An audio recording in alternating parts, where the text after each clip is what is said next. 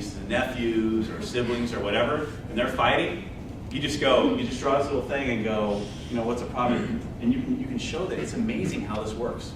This works with work colleagues. It works with, I just pull people in and go, look, here we are, and here's what we're doing. And here's the problem. And all of a sudden, the whole conversation changes.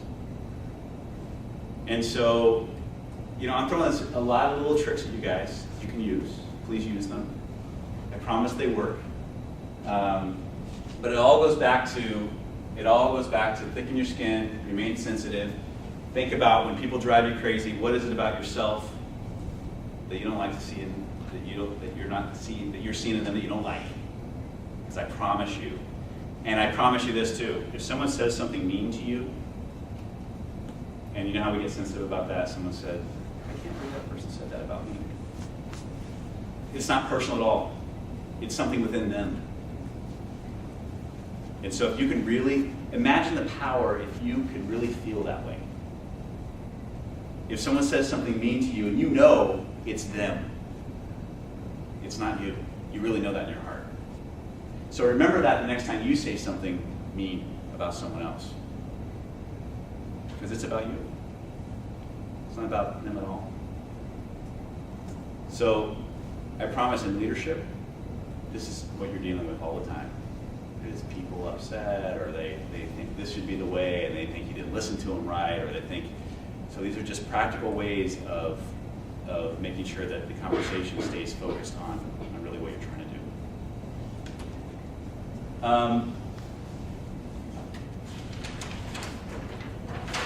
As we grow up, and again, I think that I've been guilty of this next thing. Stay in line and persevere. Perseverance, I think, is the number one quality of a leader. And there's tons of stories about perseverance. Everyone knows Michael Jordan got cut from his high school team, right? Colonel Sanders of KFC was said no to 1,010 times. And he went to someone on the 1,011th time and said, that's a good idea. And how many of you would have stopped after the first no? So I promise you, me too, because I've done it before in my life. I promise you the most important law in leadership and success is perseverance. You don't take no for an answer. If you're doing what you're passionate about, and it can drive your economic engine, you're best in the world at, you don't take no for an answer. You just keep persevering. A lot of us do this. Let's say this is the buffet of everything you want. And this is the line to the buffet. And we all, as we enter a job or whatever you're doing, you all enter the buffet line right here, right? And you might get promoted a couple times. You move up in the buffet line. You're getting closer to your ultimate goal, whatever that is. If it's maybe you want to run the company or you want to do something else. But you move up, and all of a sudden it gets really hard. You start to not like it. It's too hard. And so what do? You get out of line, and you go and you get in another line somewhere else. And you start all the way back down at the bottom. And you start moving up again. And then it gets really hard again. And this can happen in anything in life. This can happen in your piano lessons. It happens in whatever, in sports. It gets really hard and you decide, I don't want to do that, I want to do something else. I'm going to get another line. I promise you 90% of everyone around you, what they do their whole life is they go from line to line to line.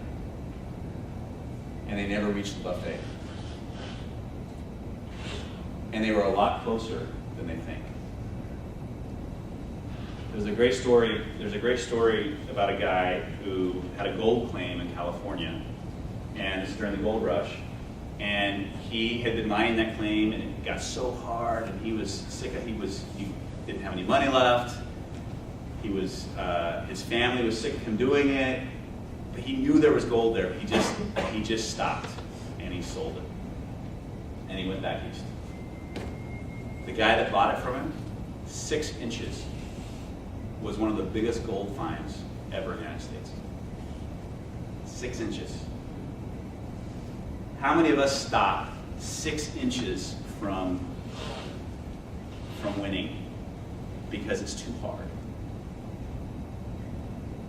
So that's a true story. And he went back, he became a very successful business person. But you know why he became successful? Because he looked at it and said, oh my God, I'm never going to stop again. So he learned about perseverance in a very hard way. So stay in line. Now, when I say stay in line, make sure it's something you're passionate about. Don't stay in line for something you hate. You're never going to get the buffet anyway. All right? All right. I asked this, what is your practice? And this really goes back to the creating the space. And really, what are you doing to spend time with yourself? Whether that's reading or exercise or yoga, make sure you get a practice. I 100% believe in meditation. I do Bikram yoga at least 5 times a week. And it has totally transformed my life. And it just, I'm calm, and it just is something that helps me create the space so I can really think about what I'm going to do next or how I react. So I suggest to anybody to find something, and martial arts is a great practice. Any of those things that actually you have to use your mind, body, and spirit, because it's all integrated. Everything about leadership is all integrated. And sometimes our society, we're so compartmentalized, but everything you do has to be integrated. All right? So a lot of the things we've talked about now is internal to you. How do you internally be a leader?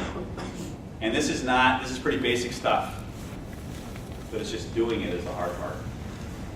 And now I want to talk a little bit about the external side of being a global leader. And I was in nonprofits and for-profits for a long time. The nonprofit and for-profit leadership, I'll tell you a little bit difference. In nonprofit leadership, you lead legislatively. Okay? For-profit, you lead like an executive. The difference is, obviously, executive leadership is you can just say, I'm going to do this, or you have to do that, and people do it. In nonprofits, people don't get paid as much. And so they're there because they love to be there, and they care about what it is.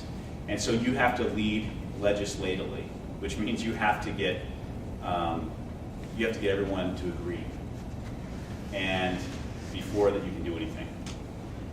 Nonprofit leadership, in my mind, is much harder than for-profit leadership because everyone's got their emotions wrapped up in it. You're always, and no matter what leadership is, you're always dealing with people. That's the number one thing. You're dealing with people, and when people's emotions are involved in something, and you need to have a hard conversation with them, it's a lot more difficult. So nonprofit leadership, legislatively, for-profit leadership is executive leadership. I've also worked in Mexico for the last 4 years, and one of the things that we're going to talk about, kind of in closing here, is when you do go work. Where are you guys from? Where are they? Bahrain. And I got a Brazilian, right? Anybody else from another country? Honduras. Bienvenidos. Anybody else? Okay. So, and I'm not very familiar with the Bahrain culture as where you guys fit, but you can probably tell me after I explain this. The high context versus low context cultures, and this is where a lot of Americans get in trouble in Mexico, and this is where I worked. High context cultures, and this is what you have to think about. If you go work anywhere else, the first question you have to ask is this a high context culture or a low context culture that I'm working with? And you have to realize what culture you come from. Most of you in here come from a low context culture. What does that mean? It means that you care more about the words you say. Okay? When you say, no, I'm not going to do that, it means, no, you're not going to do this. When you're from a high context